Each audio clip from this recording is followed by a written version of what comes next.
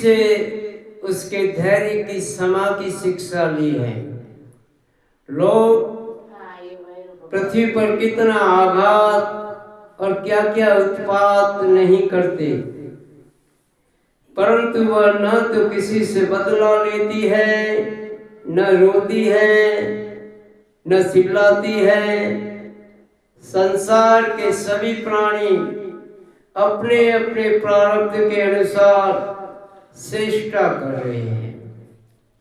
वे समय समय पर भिन्न भिन्न प्रकार से जान या अनजान में आक्रमण कर बैठते हैं। धीर पुरुष को चाहिए कि उनकी व्यवस्था समझे, न तो अपना धीरज खोए और न क्रोध करें। अपने मार्ग पर ज्यों का त्यों चलता रहे। पृथ्वी के ही विकार, पर्वत और वृक्ष से मैंने यह शिक्षा ग्रहण की है कि जैसे उनकी सारी चेष्टाएं सदा सर्वदा दूसरों के हित के लिए ही होती है, बल्कि यो कहना चाहिए कि उनका जन्म ही एकमात्र दूसरों का हित करने के लिए ही हुआ है। साधु पुरुषों को चाहिए कि उनकी शिष्यता स्वीकार करके उनसे परोपकार की शिक्षा ग्रहण करें। मैंने शरीर के भीतर रहने वाले वायु, प्राण वायु से यह शिक्षा ग्रहण की है कि जैसे वह आहार मात्र की इच्छा रखता है और इसकी प्राप्ति से संतुष्ट हो जाता है, वैसे ही साधकों को भी चाहिए कि जितने से जीवन निर्वाह हो जाए उतना भोजन कर ले। इंद्रियों को तृप्त करने के लिए बहुत से विषय न चाहे। संक्षेप में उतने ही विषयों का उपयोग करना चाहिए जिनसे बुद्धि विकृत न हो, मन चंचल न हो और वाणी व्यर्थ की बातों में न लग जाए। शरीर के बाहर और रहने वाले वायु से मैंने यह शिक्षा ली है कि जैसे वायु अनेक स्थानों में जाता है, लेकिन वो किसी भय गुण दोष को नहीं अपनाता। वैसे ही साधक पुरुष भी आवश्यकता होने पर विभिन्न प्रकार के और धर्म के और स्वभाव वाले विषयों में जाए, परंतु अपने लक्ष्य पर स्थित न रहे। किसी के गुण न रहे, यह दोष और चुप न जाए। किसी से आसक्ति या द्वेष न कर बैठे। गंध वायु का गुण नहीं, पृथ्वी का गुण है, परंतु वायु को गंध का वहन करना पड़ता है। ऐसा करने पर भी वायु शुद्ध ही रहती है और गंध उसके संपर्क में नहीं होता। वैसे साधक का जब तक इस पृथ्वी शरीर से संबंध है, तब तक उसे उसकी व्याधि, पीड़ा और भूख प्यास आदि का भी वहन करना पड़ता है। परंतु अपने को शरीर नहीं, आत्मा के रूप में देखने वाला साधक शरीर और उसके गुणों का आश्रय होने पर भी उनसे सर्वथा निर्लिप्त रहता है। राजन, जितने भी घट मठ आदि पदार्थ हैं, वे चाहे जल हो या असल हो, उनके कारण भिन्न भिन्न प्रतीत होने पर भी वास्तव में आकाश एक और अखंड है। वैसे ही चर अचर जितने भी सूक्ष्म स्थूल शरीर है, उनमें आत्मा रूप से सर्वत्र स्थित होने के कारण ब्रह्म सभी में है। साधक को चाहिए कि सूत के मणियों में व्याप्त सूत के समान आत्मा को अखंड और असंग रूप से देखें। वह इतना विस्तृत है कि इसकी तुलना कुछ आकाश से की जा सकती है। इसलिए साधक को आत्मा की आकाश पता रूपी भावना करनी चाहिए। एकादश स्कंद में दत्तात्रेय के 24 गुरुओं में ये वर्णन वर्णित है श्रीमद् भागवत में। आग से क्या सीखा कि आग लगती है, पानी बरसता है, अन्न आदि पैदा होते हैं और नष्ट होते हो जाते हैं। वायु की प्रेरणा से बादल आदि आते हैं और चले जाते हैं। यह सब होने पर भी आकाश अशुद्धता रहता है। आकाश की दृष्टि से यह शुभ कुछ है ही नहीं।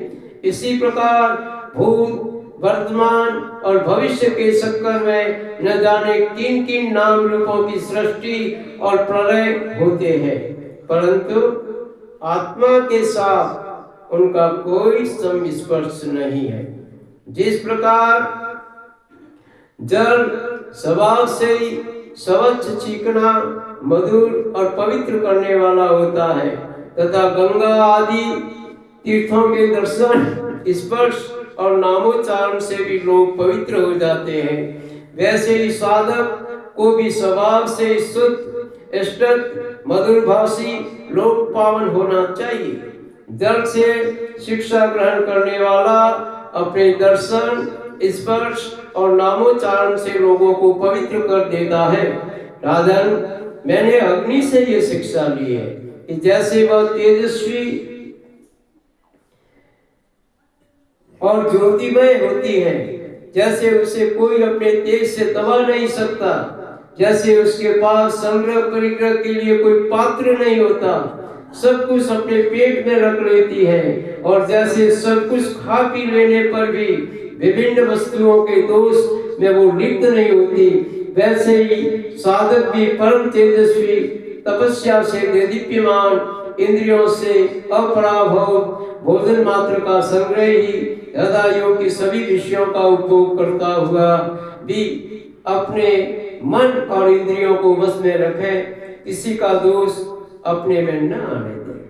जैसे अग्नि कहीं लकड़ी में अप्रकट रहती है तो कहीं प्रकट, वैसे ही साधक को भी कहीं गुप्त रहना चाहिए, कहीं प्रकट हो जाए। वह कहीं कहीं ऐसे रूप में प्रकट हो जाता है जिससे कल्याण कामी पुरुष उनकी उपासना कर सके, और वह अग्नि के समान ही भिक्षा रूप हवन करने वाले के अतीत और भावी अशुभ को भस्म कर देता है तथा सर्वत्र अनुग्रहण करता है। साधक पुरुष को उसका विचार करना चाहिए कि जैसे अग्नि लंबी चौड़ी टेढ़ी सीधी लकड़ियों में रहकर उनके समान ही सीधी, टेढ़ी या लंबी चौड़ी दिखाई पड़ती है, वास्तव में वह वैसी नहीं है। वैसे ही सर्वव्यापक आत्मा भी अपनी माया से रचे हुए कार्य कारण रूप से जगत में वैसे नहीं है। ये शिक्षा ग्रहण की। अब शरीर की उत्पत्ति और विनाश होता रहता है, परंतु अज्ञानवश वह दिखाई नहीं पड़ता। अब राजन, मैंने सूर्य से ये शिक्षा ग्रहण की है कि जैसे वो अपनी किरणों से पृथ्वी का जल खींचते हैं और समय से उसे वर्षा देते हैं, वैसे ही योगी पुरुष इंद्रियों के द्वारा समय पर विषयों का ग्रहण करता है और समय आने पर उनका त्याग, उनका दान भी कर देता है। किसी भी समय उसे इंद्रिय के किसी भी विषय में आसक्ति नहीं होती। स्थिर बुद्धि पुरुषों को जल के विभिन्न पात्रों में प्रतिबिंबित हुआ सूर्य उन्हीं में प्रविष्ट सा होकर भिन्न भिन्न दिखाई पड़ता है, परंतु इससे स्वरूपतः सूर्य अनेक नहीं हो जाते।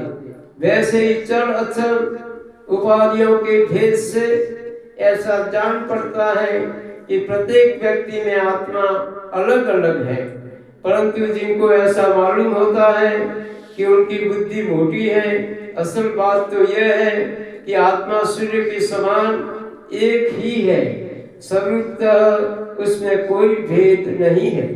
राजन, कहीं किसी के साथ अत्यंत स्नेह अथवा आसक्ति न करनी चाहिए, अन्यथा उसकी बुद्धि अपना स्वातंत्र खोकर दीन हो जाएगी और उसे कबूतर की तरह अनेक क्लेश उठाने पड़ेंगे। राजन, किसी जंगल में एक कबूतर रहता था। उसने एक पेड़ पर अपना घोंसला बनाया हुआ था। अपनी मादा कबूतरी के साथ कई वर्षों तक उसी घोंसले में वो रहा। उस कबूतर के जोड़े के हृदय में निरंतर एक दूसरे के प्रति स्नेह की वृद्धि होती जाती थी।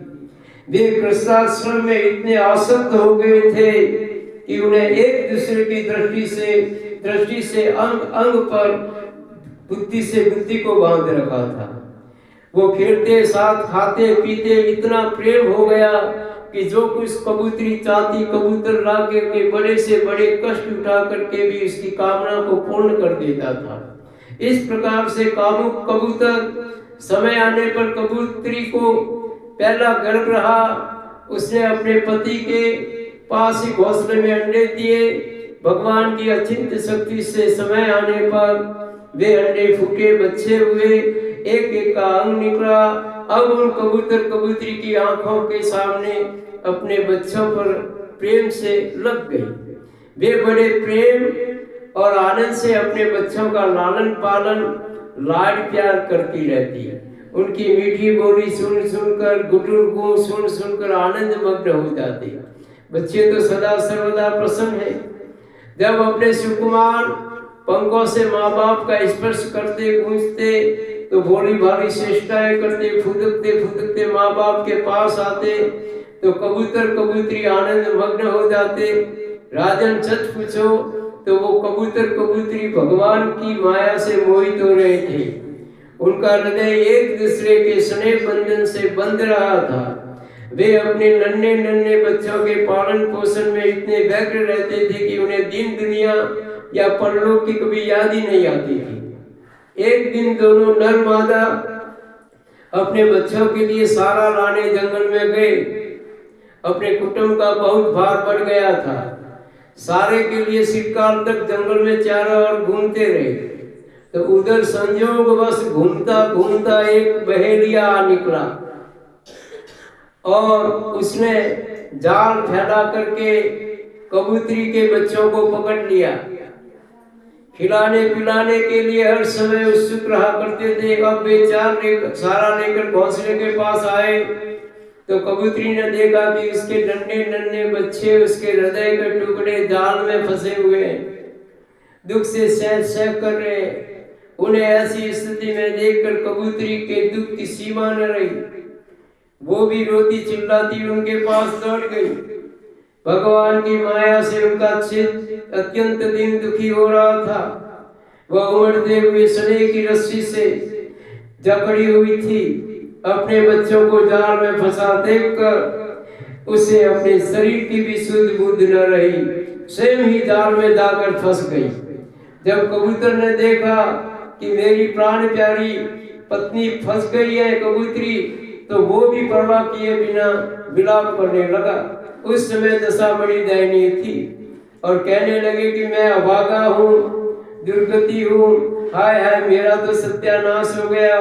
देखो न देखो मुझे अभी अभी और न मेरी आशाएं पूरी हुई, तब तक मेरा धर्म अर्थ काम का सर्वनाश हो गया, मेरा गृहस्थाश्रम नष्ट हो गया। हाय मेरी प्राण प्यारी, मुझे अपना इष्ट देव समझती थी, मेरी एक एक बात के इशारे पर नाचती थी, सब तरह से मेरे योग्य थी। आज वह मुझे सुने घर में छोड़कर हमारे सीधे साधे निचल बच्चों के साथ सड़क सिधार रही है। मेरे बच्चे मर गए, मेरी पत्नी जाती रही, मेरा अब संसार में क्या काम है।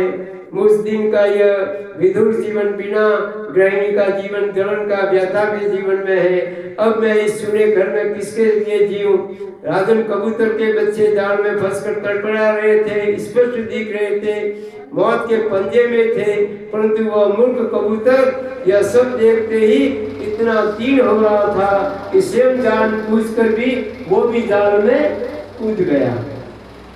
तो ये कृष्णाश्रम है, ये कबूतर कबूतरी का खेल है। उनके बच्चे मिल जाए तो प्रसन्न हो जाए, न मिले तो काम बन गया और वो चलता बने।